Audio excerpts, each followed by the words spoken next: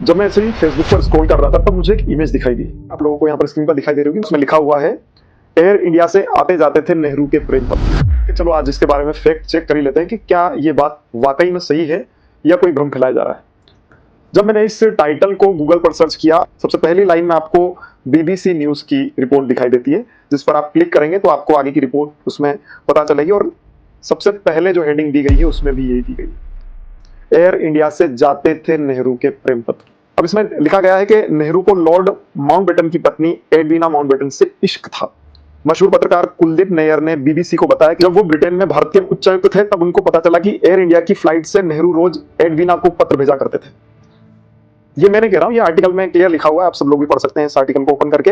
और आपको एक बात और इसके बारे में बता दूं, बीबीसी न्यूज जो है एक जाना माना न्यूज ग्रुप है और ये हमेशा गांधी और नेहरू की विचारधाराओं से प्रेरित होकर के ही अपनी पत्रकारिता करता है। तो बीबीसी न्यूज पर ही आपको ये रिपोर्ट मिल जाएगी, इसकी वेबसाइट पर आपको ये रिपोर्ट मिल जाएगी। इसमें कहा गया एडवीना उसका जवाब देती थी और उच्चायोग का आदमी उन पत्रों को एयर इंडिया के विमान तक पहुंचाया करता था।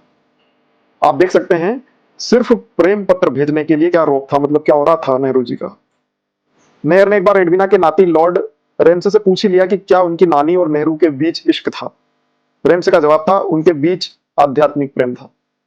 आप समझ सकते हैं कि भारत का इतना विशिष्ट व्यक्ति इस प्रकार की चीजों में संलिप्त था, तो आप समझ सकते हैं कि भारत का, हमारे देश का जो विकास है वो कहाँ रुका हुआ था।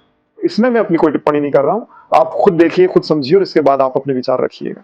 Thank you.